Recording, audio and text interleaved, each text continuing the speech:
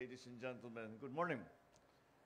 I am pleased to join you all today here in the Ningning Solar Rooftop Power Facility. It's an initiative that is a monumental one as it lights up homes and the path forward to the country's energy transition. Solaris and Raymulan Lands have done something quite remarkable. They adopt renewable technology innovations right here on the rooftops of Filipino families here in Naik. Halos 2,000 tahanan ang kasama sa proyektong ito. Bawat isa sa kanila ay pinagkukunan ng malinis na enerhiya dahil sa mga solar panel na nakalagay sa kanilang mga bubong. Ito po ang kaunahang grid-connected, utility-scale solar project sa buong mundo na matatagpuan sa isang socialized housing community. Higit pang nakakahanga ang Ningning Project, hindi lang solar technology ang hatid nito sa atin, nagbibigay din ng suporta at ng kita dito sa mga nakatira dito.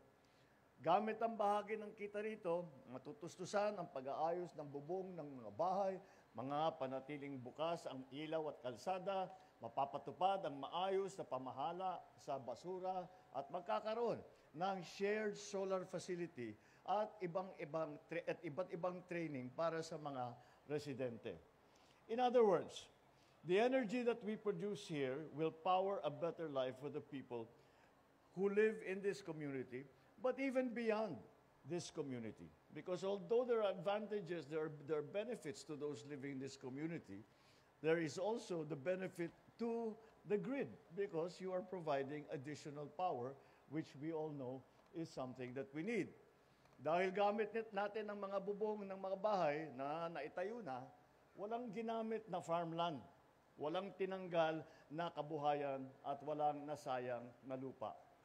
Sa pamamagitan ng Ningning Project, nakakabawas tayo ng mahigit 6,000 metriko na tonelada ng carbon dioxide emission kada taon. Para tayong nag-alis ng halos 1,000 sasakyan sa ating mga kasada. Kaya't mas makakatulong tayo sa ating kalikasan.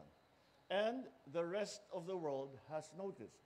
This project has already won gold for ESG Integration Excellence and silver for Sustainable Renewable Energy Initiative of the Year for the Asian Power Awards 2025. Congratulations. You have managed to bring Filipino innovation to the world stage.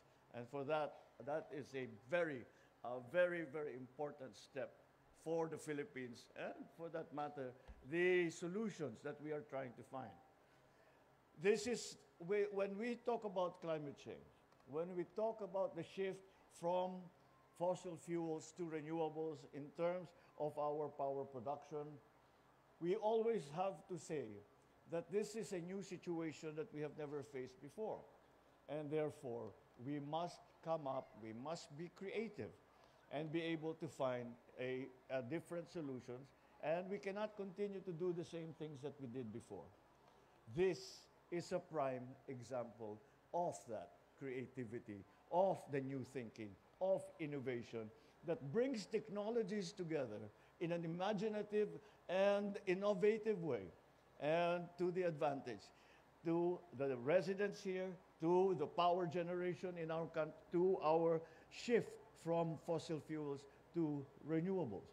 It is that much search for win-win solution. So well done and congratulations. Because this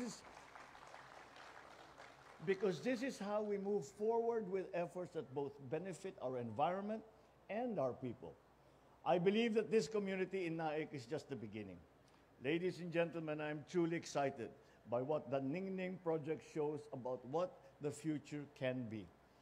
Imagine what we can do if we replicate this sort of effort in neighboring communities and later on the rest of the country. Patuloy tayong kumikilos upang tugunan ang lumalalang epekto ng climate change. Ngunit alam natin, hindi ito kayang aksyonan ng iisang sektor lamang. Kailangan natin ng tulong ng bawat komunidad, bawat pamilya, bawat Pilipino. Ito po ang nakita natin sa proyektong ito. Kaya sa pamilyang naninirahan dito, maraming salamat po sa inyo. Kayo ang punot dulo ng proyektong ito. Ang inyong mga tahanan ay bahagi ng isang pagsisikap upang bumuo ng mas maliwanag na kinabukasan at mas malinis na kapaligiran.